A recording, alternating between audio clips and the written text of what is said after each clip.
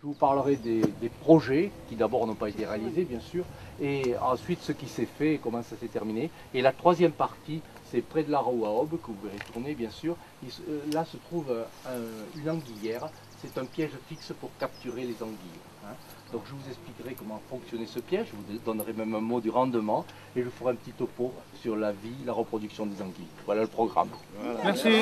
D'abord, je vais vous faire une visite guidée en 3 parties. La première partie, c'est ici. Je vais vous parler de l'histoire du moulin, de sa création à nos jours. Et la seconde partie, on ira sur l'autre côté, je vous parlerai de navigation, du temps où cette petite rivière a été navigable, les travaux qui ont été entrepris, le temps que ça a duré et pourquoi ça s'est arrêté. Et la troisième partie, c'est la roue à aube. Et près de la roue à aube, un système un peu particulier, une anguillière de moulin, un piège fixe pour capturer les anguilles. Je vous en expliquerai la raison d'être et le fonctionnement. Voilà, donc un moulin a été construit sur ce site à Cocussotte en 1280, à la fin du XIIIe.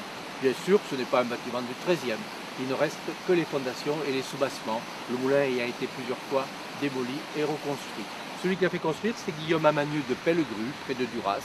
C'était un moulin à farine pour faire le pain, mais pas de roues à aube. Des grandes roues à aube comme ceci, il n'y en a pas dans la région, d'une manière générale. En Aquitaine, Midi-Pyrénées, vous en avez plus au nord, en Dordogne, en Charente, dans l'ouest de la France. Ici, c'est une autre technique qui servait à faire tourner nos moulins à eau. C'était des petites turbines que l'on appelle localement rouées, et plus exactement rouées à cuve. Pourquoi à cuve?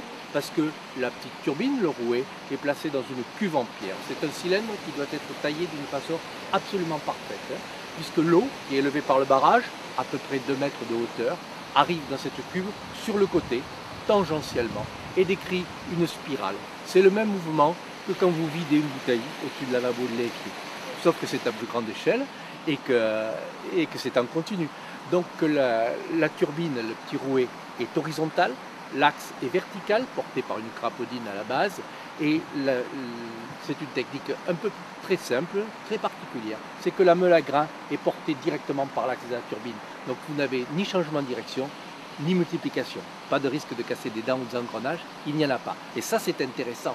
Tandis qu'une roue à aube comme ceci, elle est à la fois à axe horizontal, les moulins avant aussi, axe horizontal, et paresseuse, 6 à 10 tours minute. Donc ça nécessite de changer à 90 degrés et de multiplier à peu près par 10 pour avoir la bonne vitesse d'une meule à grains, qui est entre 60 et 80 tours minute pour un diamètre de 1m40, 1m50. Plus lentement, on n'écrase pas le grain, on ne fait pas de farine. Plus rapidement, on brûle la farine. Hein, donc c'était la bonne vitesse. Ce n'est pas un hasard la vitesse, c'est le diamètre de la turbine, c'est la hauteur de la chute, hein, bien sûr. Donc voilà pour le mécanisme. C'est un mécanisme très ancien. Les origines, il faut les chercher en Perse, Mésopotamie, hein, avant Jésus-Christ, donc 2000-2500 ans. Et c'est une technique qui nous a été rapportée par les croisades et qui a été adoptée dans notre région, en Aquitaine, Midi-Pyrénées. Alors qu'ailleurs, ce sont les grandes roues verticales qui ont pris le dessus. Voilà pour la technique. Au point de vue histoire, Guillaume Amanieu de Pellegru a fondé le petit village d'à côté, 1305, en demandant bien sûr l'autorisation au roi d'Angleterre. On était sous domination anglaise, mariage d'Aliénor d'Aquitaine avec Henri II Plantagenet, et ça a quand même duré 3 siècles, jusqu'à la bataille de Castille. Voilà pour les origines. Je ne serai pas plus précis, pas plus bavard sur les siècles qui ont suivi, mais je vais essayer de vous raconter ce qui s'est passé à partir du 19e. 1845, construction de cet arc de cercle, là où on voit la grille.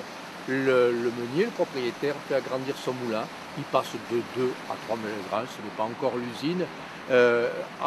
À l'origine, avant, il y avait 2 sorties d'eau comme celle de droite, et l'arc de cercle permet de sortir l'eau de la 3e turbine. L'agrandissement, il est dû au fait que c'est le début de la circulation des bateaux sur le Drô. Donc ça permet de produire un peu plus de farine, puisqu'elle peut être descendue vers Bordeaux avec les bateaux. Donc on est ici sur une rivière, c'est le Drô, qui prend sa source en Dordogne, près de Montpazier, un petit village qui s'appelle Cap-Drô. Cap, ça signifie la tête en occitan. Cap-Drô, et elle se jette à Caudrot. Caudae en latin, c'est la queue du Drô, près de la Réole Langon. Un parcours de 90-100 km, mais il y a 65 barrages de moulins sur cette rivière. Donc toute navigation était absolument impossible jusqu'à la construction de ces écluses dont je vous parlerai plus tard. Malgré ce léger agrandissement, Cocussotte a arrêté de fonctionner de façon professionnelle pour la farine de blé en 1870. Ça fait bien longtemps. Hein. C'est un des premiers qui a arrêté. Les moulins se sont maintenus jusque dans les années 1950-60, quelques-uns plus tard, 1996 à Aimé, Dieu-Livol dans les années 80, un peu plus bas. Et il y en a encore deux en activité sur le Drô, une minoterie près de Castillonès, minoterie Mortonne, et près de Villeréal, un particulier qui a remis ses meules de pierre en route et qui fait de la farine à l'ancienne avec du blé issu de l'agriculture raisonnée, de sa propre culture. Cocussotte étant à l'arrêt, très vite les propriétaires ont vendu le droit de faire de la farine. Chaque moulin avait un contingent, un quota. Pour Cocussotte, c'était 1800 quintaux de blé par an. Seul le blé était contingenté, les autres céréales étaient libres. Donc Cocussotte a été à l'arrêt pendant à peu près un demi-siècle, vendu, acheté 2-3 fois. L'acheteur en 1926, ça fait 84 ans, c'était mon grand-père maternel. Le grand-père a installé une scierie, c'était l'idée de ce M. Bruel 10 ans avant. Pour cela, il a démonté 2 des 3 meules à grains et les 2 petites turbines ont été couplées, un axe à l'horizontale qui faisait quand même 12 à 15 mètres de long, et la scierie était derrière les lauriers sur la façade sud. C'était une scie à ruban, fabrication des établissements Gilet, fonderie à Casteljaloux. Et la scierie a fonctionné à partir de 1928, mais du temps du grand-père, il n'y a jamais eu d'ouvrier, c'était le paysan, le propriétaire de l'arbre, qui aidait le grand-père acier, il mettait les vaches à l'ombre, il cassait la croûte ensemble, et le soir le gars repartait avec ses planches et ses chevrons. Il n'y avait pas besoin de facture, ni de cotisation sociale, ni de bulletin de salaire, c'était bien pratique. Le grand-père n'avait plus le droit de faire de la farine de blé, pour les raisons que je vous ai données, vente du contingent. Bien sûr qu'il en a fait, à la fois pour sa clientèle, mais aussi pendant la Seconde Guerre. Il fallait bien se débrouiller à trouver un peu de farine pour faire du pain. Mais les autres céréales étaient libres. Quand je parle d'autres céréales, il y a orge, le seigle, l'avoine, mais il y a une céréale qui a bien marché pour le grand-père et pour les meuniers du coin, bien sûr, c'est le maïs. Bon, là, on revient au moulin. La réfection du barrage a permis à l'eau de revenir sur le barrage. C'est la chute que vous allez voir tout à l'heure. J'ai pu à ce moment-là refaire les vannes et les crémaillères. Et surtout, bien sûr, le gros travail, ça a été de recreuser ce canal sur 120 mètres à la pelle mécanique. Et la terre ici, pour 1 mètre, 1 mètre 50, c'est la terre relevée du fond du canal. Si on visite ce moulin aujourd'hui, c'est parce que j'ai fait des travaux en 2005, il y a 5 ans exactement. C'est la création, la construction de cette roue à aube et l'aménagement des terrains, l'île et les berges, pour donner un environnement sympa à la roue à aube. Donc le moulin se visite dans le cadre d'une association des Amis du Moulin, dont vous êtes membre à la première visite, ça vous donne la possibilité de revenir gratuitement sur le reste de l'année. Bon, il est inscrit Parc et Jardin de France, le routard aussi nous a fait une visite surprise et nous a mis sur son guide, aussi bien pour le jardin que pour gîte et chambre d'hôte, puisque nous avons 2 gîtes et une chambre d'hôte.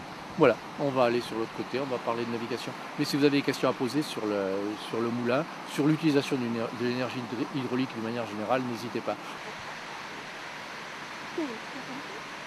Donc nous sommes ici sur le lit principal de la rivière, rien à voir avec le canal, c'est quand même beaucoup plus large. À droite, le barrage du moulin, c'est le 3e depuis le XIIIe siècle. Et en face de vous, vous apercevez une petite maison au volet bleu. C'était la maison du gardien de l'écluse, du temps où la rivière, le Drô, a été navigable. Donc la navigation, je vais vous en parler. On est ici dans une vallée certes étroite. Le Drô, ce n'est pas la Dordogne, la Garonne ou le Lot, mais il y a toujours, il ne faut pas vexer les gens, des produits de qualité, des grains, des farines, des pruneaux et surtout du vin. Il y avait 6 fois plus de vignes qu'aujourd'hui autrefois. Donc la difficulté pour ces produits, c'était de les vendre.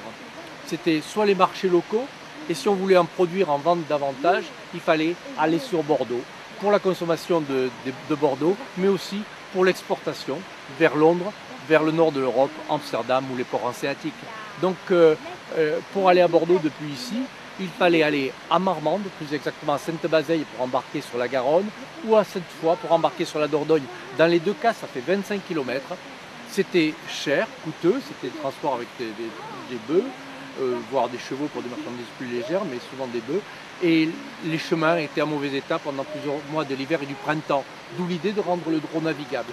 Il y a eu plusieurs essais. Ça a été d'abord inscrit comme navigable, possiblement navigable sous la minorité de Louis XV, mais ça n'a pas été réalisé. C'était les ducs de La Force et de Gontaut-Biron qui étaient des grands propriétaires qui ont obtenu cette autorisation, mais elle leur a été retirée 5 ans après, en 1720, sans qu'ils aient réalisé les travaux. Il faudra attendre 80 et quelques années, en 1793, pour qu'on reparle de navigation du Drô. On est après la Révolution française, qui a mis du temps à arriver à Duras, Le château a été pillé le 11 novembre 1792, ça fait quand même du temps, hein, au moment de la foire de Saint-Martin.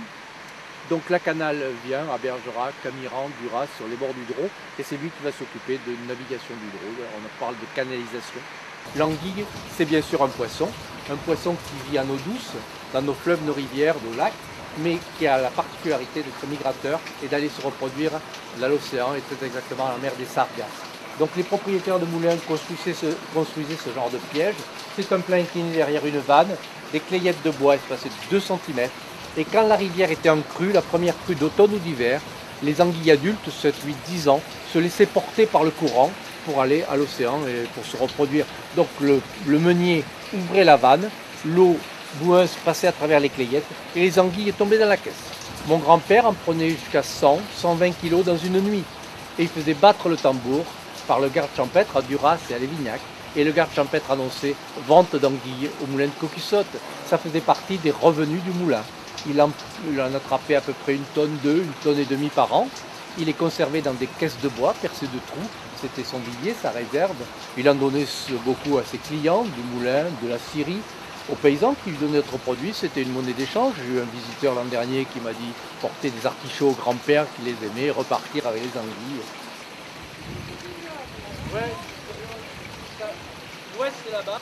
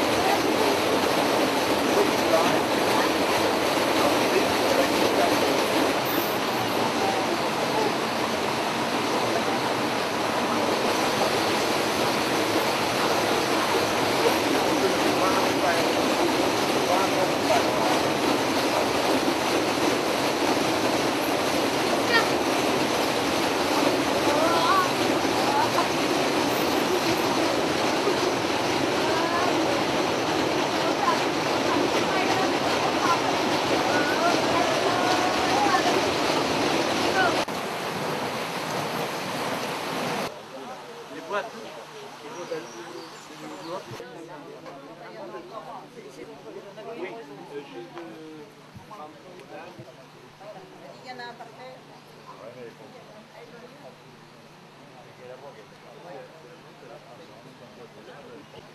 Ça y est ?